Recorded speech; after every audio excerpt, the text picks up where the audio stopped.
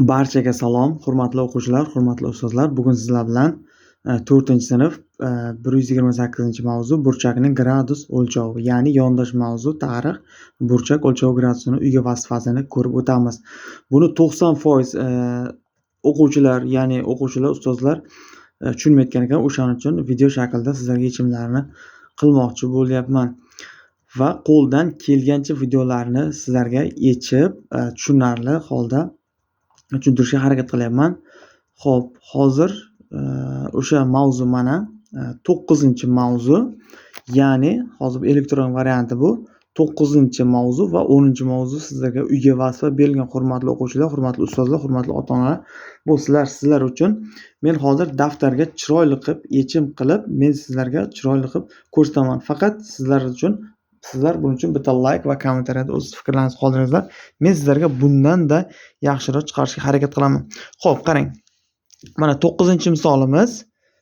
Mana undan oldin sizlarga ko'rsatib o'tib ketayin. Xo'p, amallarimiz. Xo'p, hurmatli o'quvchilar, birinchi amalimizni qanaqa bajaramiz? Qarang. Birinchi har doim matematikada qaus berilgan bo'lsa, mana shu qausning ichini bajarib olamiz va qaus ichini ayirish berilgan, ayirishni bajarib olganimizdan keyin 9 ga bo'lamiz va 9 ga bo'lamiz. Bo'lganimizdan keyin chiqqan natijani mana qo'shib turibdi.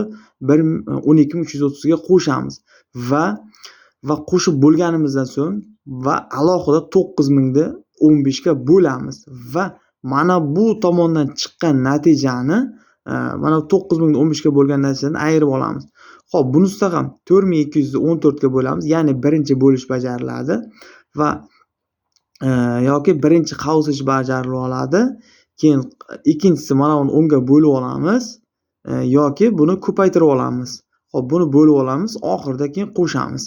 Xo'p, endi daftardagi misollarimga qarayman. Mana sizlar uchun to'liq versiyasini mana taqdim etaman. Qarang. Mana 9-misolimiz, ya'ni uyga vazifaning mana berilishi. Xo'p, berilishidan men nima qilyapman? Mana ekronni yorqaman. Mana birinchisi qaus ichini birinchi bajarib olyapman. Ikkinchisi ana aytganimdek 9 ga bo'lib olyapman. Xo'p, 9 ga bo'lib olganimdan keyin 9 ga bo'lib, mana uchinchisi 9000 ni 15 ga bo'lib olyapman. To'rtinchisi mana bu javoblarni qo'shib, mana bu ayirish bor. Oxirida 9000 ni 15 ga bo'lgandan keyin bu umumiy javoblardan buni ayirib olyapman. Xo'p, birinchi nima qildim? Aytganimdek, birinchisi mana 563251 dan ayiryapman. 196321 dan. Xo'p, mana bu javob chiqyapti. 366930. Xo'p, birinchi variantimiz ketdi. Uni ikkinchi variantimiz nima qilyapmiz? Xo'p, mana bu chiqqan javobni mana 9 ga bo'lyapman. 366930 ni 9 ga bo'lyapman. 40770 chiqyapti. Xo'p, 40770 ni mana bu joyda 12330 ga qo'shyapman. 53100 chiqyapti. Xo'p, endi 53100 mingda xo'p, mana bu uchinchisini bajarib olyapman. Bu yerda joyiga sal almashgan, o'shanga ham e'tibor beringizlar. Xo'p, birinchi mana 4liklar bajarib, keyin uchinchi chekkada bajarib olganman. Ya'ni 9000 ni 15 ga bo'lyapman 600. Mana bundan buyog'ini 53100 chiqqan, 53100 dan ayiryapman 600 da 52500 degan javob chiqyapti. Xo'p, birinchisi mana ko'rinishi mana shunaqa bo'ladi. Mana bundan tepasi mana xo'p chizib ham ko'rsatishim mumkin. Xo'p, hozir mana bundan tepasi mana ko'rib, videoni to'xtatib yozib olishlaringiz mumkin. Faqat sizlardan iltimos tushunib yozib olingizlar. Xo'p, endi nima qilamiz? Endi ikkinchisiga qarang. Ikkinchisida mana amallarni ko'rib qo'yibmiz. Birinchi qaus ichini bajarib olamiz. Xo'p, birinchi qaus bajarib bo'lgandan keyin qaus ichini misol 489 dan 428 ni ayirsak 1 chiqadi. Xullas 1 da 2000 ga ko'paytiradi. 2000 ni o'zi bo'ladi. 2000 ni 10 ga bo'lamiz va keyingi mana buni bo'lib olib chiqqan javobni qo'shib olamiz. Xo'p, birinchi nima qilganman? Xo'p, 1 chiqqan, 489 dan 428 ayirganman. 2000 ni 1 ga ko'paytirib 2000 bo'lgan, 2000 ni 10 ga bo'lib 200 bo'lgan. 4214 ga bo'lyapmiz. Mana bu joyda bor. 300 chiqyapti. Xo'p, endi 300 chiqqandan keyin mana bundan buyog'iga qo'shyapman. Ya'ni 200 300 ga qo'shyapman. 200 500 degan javob chiqyapti. Xo'p, Mana shu shaklda ishlanadi. 9-misol uyga bosamiz. Mana sizlarga katta formatda videoni to'xtatib bemalol yozib, tushunib olishlaringiz mumkin bo'ladi. Xo'p, endi shu joyda bu misolga qaraymiz. Ya'ni mana bu 10-siga qaraymiz. Mana 10-siga qarang. Hurmatli ustozlar, hurmatli ota-onalar, hurmatli o'quvchilar. Xo'p, daftaringizda ushbu chizmani yasang deyapti. Xo'p, chizmani yasang degani, ya'ni chizib olamiz. Mana bu chizmani chizib olamiz. Rasmda ko'rinib turgan barcha burchaklar nomini yozing. Ya'ni nomini yozing deganda qanaqa qilib yozamiz? Misol uchun, mana bitta burchagimiz berib turibdi. Masalan, o'tkir burchak D A yoki D A M degan bitta burchagimiz bo'ladi. Yana bu tomondan B A S degan bo'ladi. Yana bu tomondan D A S, bundan M A S degan. Xo'p, buni tushundik. Har bir burchak turini aniqlang. Ular 90 gradusdan kattami yoki kichikmi? Xo'p, 90 gradus deganda mana bu o'rta 90 gradusdan kichik. Xo'p, bu o'rta 90 gradusdan katta, bu o'rta 90 gradusdan kichik, bu o'rta 90 gradusdan katta. Xo'p, endi yana daftarga yuzlanamiz. Mana shu joyda men daftarga bemalol sizlar tushunadigan tilda qilib yozib qo'yibman.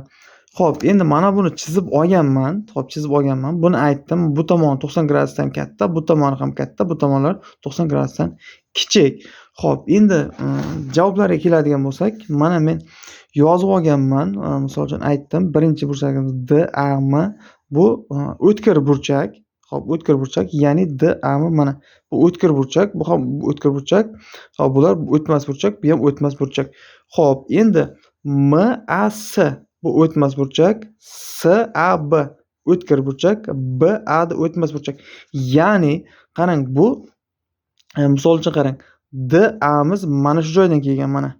D A M degani mana shu joyimiz o'tkir burchak bo'lyapti. Endi M A S bo'lyapti. M A S miz bo'lyapti. Mana bu o'tmas burchak bo'lyapti. Xo'p, S A B deyapti. Mana S A B, ya'ni bu mana o'tkir burchak bo'lyapti. B A D, mana B A D. B A D miz bo'lyapti, o'tmas burchak. Xo'p, o'zi mana bumuz, ya'ni markaziy nuqtamiz, mana bunday harf bilan, ya'ni O harfiga o'xshagan harf bilan belgilanadi. Xo'p, hurmatli o'quvchilar, hurmatli ustozlar, agar tushunmaydigan joylar bo'lsa, kommentariyada fikringizni qoldiringizlar. Ya'ni biogotsalarimiz Telegram lichka ham bor, Telegram kanali ham bor. Bemalol yozishlaringiz mumkin. Xo'p, sizlardan yana bitta iltimos, mana shunaqa tarzda videoni to'xtatib yozib olishingiz mumkin. Yana sizlarga qanaqa misollarni video shaklda yechimini chiqarish kerak? Kommentariyada o'z izohlaringizni, fikr bildirsalaringiz, men sizlarga shunga qarab videolarni chiqarishga harakat qilaman. Xo'p, endi bu yerda hozircha men faqat uyga vazifalar chiqarib ketyapman, chunki bitta telefon qo'limda, bitta telefon ruchka, xullas ikkita qo'lim ham zayd bo'lgani uchun hozir faqat uyga vazifalar chiqarib ketyapman. Xo'p, agar videolar yoqqan bo'lsa, bitta like va kommentariya, kanalga a'zo bo'lib, matematikaga uncha tushunmay yoki ishda qiynalayotganlarga shunday gruppalarga jo'natib qo'yishni iltimos qilib qolaman. Xo'p, sizlar qo'llab turingizlar, men sizlarga bundan-da yaxshiroq videolarni chiqarishga harakat qilaman. Barchaga omad.